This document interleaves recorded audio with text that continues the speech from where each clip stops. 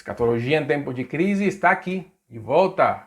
O livro de Apocalipse, estamos no estudo das trombetas. Estamos no capítulo 8, no verso 13, último verso do capítulo 8 de Apocalipse. Vai falar sobre este detalhe. E então vi e ouvi uma águia que, voando pelo meio do céu, dizia em grande voz: ai, ai, ai dos que moram na terra por causa das restantes vozes da trombeta dos 3 anjos que ainda têm de tocar. As primeiras 4 trombetas são a introdução daquilo que virá. Assim como aconteceu com os selos. Nós podemos até dizer que o pior está por vir, no caso das trombetas. Os 3 ais são correspondentes com o número de trombetas restantes a tocar. A 5ª trombeta é o primeiro ai, a 6ª trombeta é o segundo ai, a 7ª trombeta é o último ai. Podemos até dizer que o mundo que se prepare por aquilo que virá. E aí passamos para o capítulo 9. Quando vamos para o capítulo 9, então nós vemos os primeiros 3 versos. Falam assim: o 5º anjo tocou a trombeta e viu uma estrela caída do céu na terra. E foi-lhe dada a chave do poço do abismo. Ela abriu o poço do abismo e subiu fumaça do poço, como fumaça de grande fornalha. E como a fumaceira saída do poço, escureceu-se o sol e o ar. Também da fumaça saíram gafanhotos para a terra, e foi-lhes dado poder como que tem os escorpiões da terra. Uma estrela caindo do céu nos lembra Lucas capítulo 10, verso 18, quando Jesus disse: eu vi Satanás caindo do céu como um relâmpago. Esse anjo foi-lhe dada a chave do poço do abismo. Veja que o texto fala: foi-lhe dado.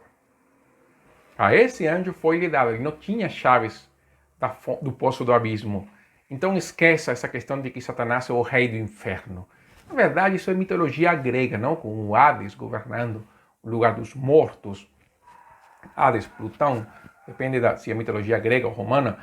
Por quê? Esqueça disso. Satanás não é rei de nada, porque todo poder e autoridade foi concedida pelo Senhor para cumprir o seu propósito.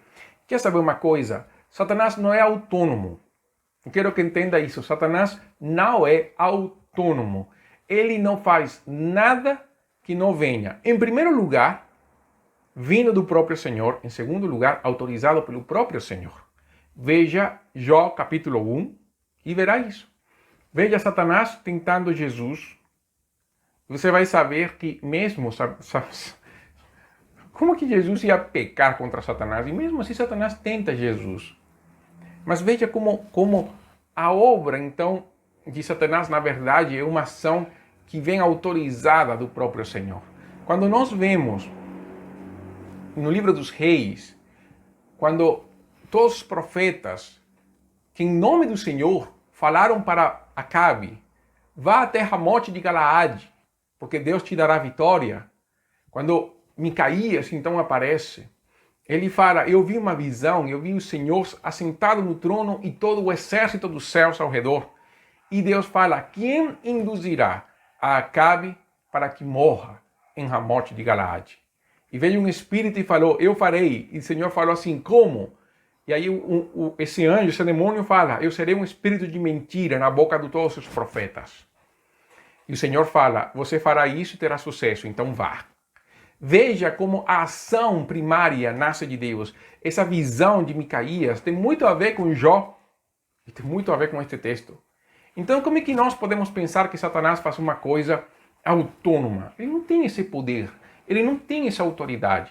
Satanás e Deus não são iguais. Eles são bem diferentes. Satanás é criatura. Deus é criador. Deus governa sobre tudo e governa inclusive sobre Satanás. O inferno é um reino de trevas, e nós vemos isso pela fumaça que escureceu o céu, o sol, o ar. E do inferno então saem os gafanhotos. É a praga dos gafanhotos. Lembramos de Joel, quando Deus fala que esses gafanhotos serão o seu exército. Aqui são demônios que surgem para atormentar como escorpiões. Lembre que o veneno do escorpião não mata, a não ser que você tenha uma comorbidade, seja criança. Mas eles geram uma forte dor. Eu tenho um amigo que sofreu a picada com um escorpião. Foi duro, que até hoje nós brincamos com ele e damos para ele o apelido do escorpião rei, porque foi uma picada dura e passou a noite inteira no hospital sendo atendido para melhorar, apaziguar aquela dor. No verso 4, a Bíblia fala que foi-lhes dito que não causassem dano à erva da terra, nem a qualquer coisa verde, nem a árvore alguma, e tão somente aos homens que não têm o selo de Deus sobre a sua fronte. Os gafanhotos comumente costumam atacar vegetações e campos, mas estes aqui, como não são seres físicos, são demônios atormentadores, eles vão diretamente contra aquelas pessoas que não têm o selo do Deus vivo. Vamos para Apocalipse capítulo 7, lembramos dos 144 mil que tem o selo de Deus na fronte. Nós não podemos pensar que o selo de Deus, ou o selo do anticristo, é uma coisa física, como um chip, como alguns pensavam há muito tempo que seria o código de barras. Não sei se você lembra, tem uma Bíblia, a Bíblia em espanhol, ele tem um código de barras, você confere aqui, e teve uma época em que, nos anos 80, 90, saiu um livro dizendo que o código de barras era a marca do anticristo. Mas não foi. Hoje se fala de um chip, com certeza não será. O selo de Deus, a Bíblia fala que é um selo espiritual. O selo do anticristo não pode ser diferente, porque o que o anticristo vai fazer no capítulo 13? Nós veremos isso mais adiante. O capítulo 13 do Apocalipse é uma cópia barata da Trindade e da obra redentora. Uma cópia barata, absurda, é uma paródia. Mas tudo que Satanás faz, na verdade, é isso, não uma paródia, uma coisa de baixo calão. Mas os demônios não têm poder e não têm autoridade sobre os filhos de Deus. Os demônios não vão atormentar aqueles que têm o selo do Deus vivo. Não vão. Por quê? Porque a Bíblia é clara quando fala que aquele que é nascido de Deus, Deus o guarda e o maligno não o toca. Não toca, não tem poder, não tem autoridade. Nós somos guardados e protegidos pelo nosso Pai. Somos livres do poder do inferno por Cristo, porque Cristo os venceu na cruz. Não existe aquela coisa da autorização legal dos demônios. Isso não existe. Na verdade, isso é uma mentira de Satanás que nós temos acreditado sem razão, sem fundamento bíblico. Satanás não tem autorização legal sobre a vida dos filhos de Deus. Não existe. Cristo foi rompido. Não existe nem sequer maldição geracional, maldição hereditária. Não tem nada a ver. Não existe. Nem sequer para o ímpio. Nós nem sequer podemos dizer que em Cristo isso é rompido, porque isso não existe. O que Jesus faz justamente é tirar de nós essa mentira. E que possamos acreditar certamente nas Escrituras e na Palavra de Deus. Quem não tem o selo de Deus é presa de Satanás. O objetivo dos gafanhotos é atormentar. Pensem na vida de tormentos, sem paz, sem sossego, sem esperança. As pessoas hoje, nós estamos em tempo de pandemia, e aqui eu pergunto, e vamos ser claros, quem não teve pensamentos de desesperança? Mas há uma diferença.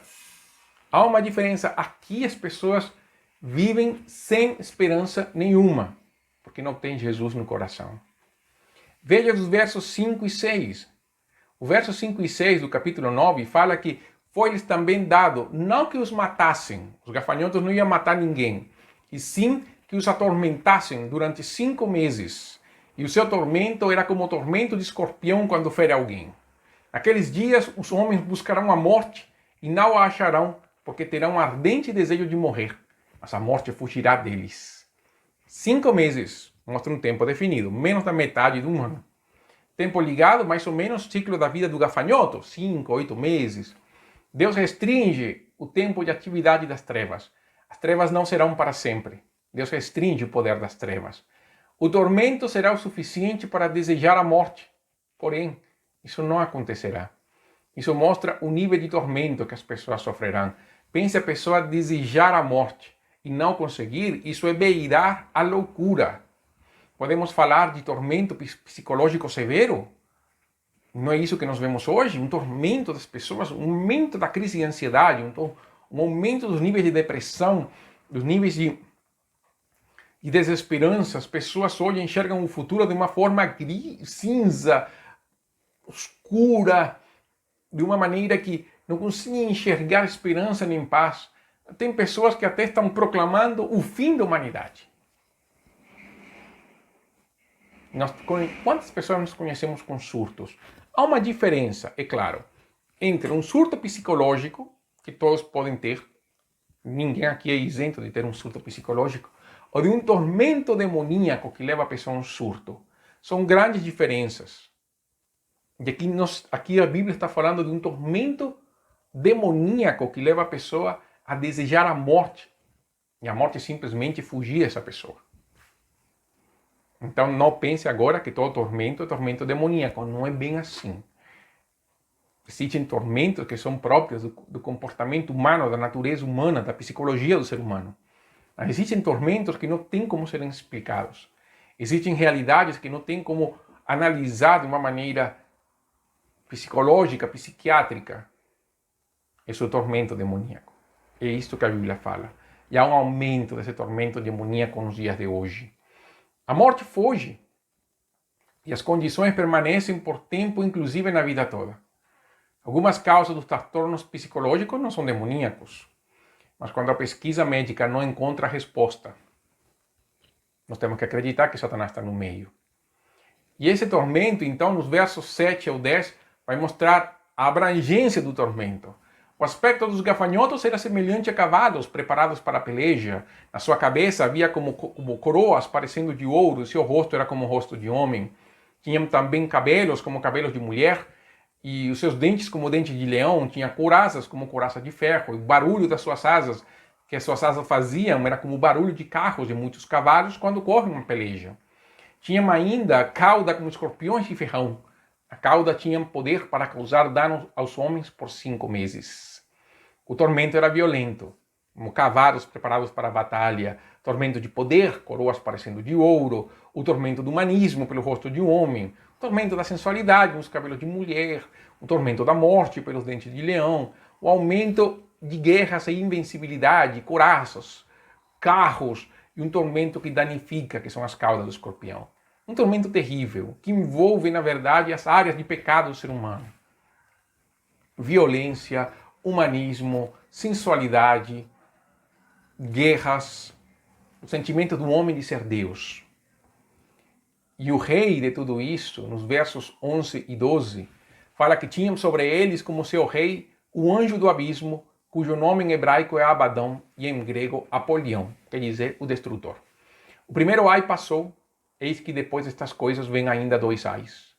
Provérbios fala que gafanhotos não têm líder. Provérbios 30 fala que gafanhotos não têm rei. Contudo, marcham todos em bandos. Mas estes demônios têm como rei o Satanás. Esse tormento fará grandes estragos, direcionados por aquele que sabe que seu tempo é curto. Esse é o fim, o primeiro ai, que atinge o psicológico do homem. Não atinge a parte física, atinge o psicológico. Veja que Jó primeiro trabalha o físico do Jó e depois vai para o psicológico de Jó. Aliás, vamos de novo. Deixa eu corrigir. Satanás primeiro atinge todo o exterior de Jó e depois atinge Jó na sua integridade física para atingir o psicológico. Aqui, neste caso, nós vemos que as primeiras trombetas atingem a criação e este daqui vai atingir, então, o psicológico da pessoa. Veja que o padrão é o mesmo. Em ambos os casos, quem direciona a ação de Satanás é o próprio Deus. Repare isso. Este tormento da vida, de olhar as coisas desde a perspectiva desespero, sem esperança, é um tormento que as pessoas hoje ainda têm. Cria um estado de violência, sensualidade e destruição, porque as pessoas acham então que não tem esperança, não tem amanhã, o dia é agora. Sua mente fica sem saída, achando que não há amanhã, assim foca no presente, fazendo o que os seus olhos e coração lhe apraz. Nós, como membros de Cristo, devemos olhar para as circunstâncias de uma maneira diferente. Nossa segurança não está naquilo que vemos, mas no invisível e poderoso Deus que dirige a história. A nossa força não procede dos homens, mas do Senhor Todo-Poderoso. A nossa integridade mental não vem da segurança dos bens deste mundo, mas daquele que criou tudo e que o governa com vara de ferro. Provérbios 3:33 fala que a maldição do Senhor habita na casa do perverso, porém a morada dos justos ele abençoa. Meu amigo que me ouve, o tormento é real. A única maneira de sair é Jesus. Entregue sua vida a Jesus. Entregue sua vida a Cristo. Nós precisamos nos encontrar com Deus. E isso já está acontecendo. O tempo é breve, porque Cristo retornará. Busca a Cristo enquanto pode ser achado. Vamos orar. Senhor, nós queremos, através desta palavra, ter um momento de esperança. Porque o tormento do mundo que Satanás vai trazer nas pessoas do mundo não é o tormento. Não é o nosso tormento. Na verdade, nós temos, como a Bíblia fala, nós temos paz para com Deus por meio de Jesus. Que nós possamos experimentar essa paz e não viver de acordo com a corrente deste mundo. Que possamos experimentar a vida gloriosa de Cristo para que as pessoas, no tormento do humanismo, no tormento da sensualidade, no tormento das decisões humanas, no culto ao ser humano, nós possamos cimentar nossos pés na rocha que é Cristo Jesus. Nós possamos firmar nossos corações no Senhor. Pai, e que cada vida que ouve esta mensagem possa correr a teus pés de Jesus, buscar em Deus um arrependimento e fé à saída. Usa-nos, ó Deus, como instrumentos da tua graça e permite que as pessoas possam sair, ó Deus, do tormento de Satanás para a maravilhosa luz do Senhor. Bendizemos o teu nome, Deus, te louvamos em Cristo Jesus. Amém. Escatologia em tempo de crise conclui por aqui, mas ainda falta a sexta trombeta, então nos aguarde que ainda tem muito mais Apocalipse, nem sequer a metade chegamos. Então, continue, participe conosco aqui da nossa comunidade, se inscreva aqui no nosso canal. E se você não participou de antes, veja tudo que nós temos preparado em Escatologia em tempos de crise e nas outras séries de mensagens que estão por aqui. Que Deus abençoe. Isto foi Escatologia em tempos de crise.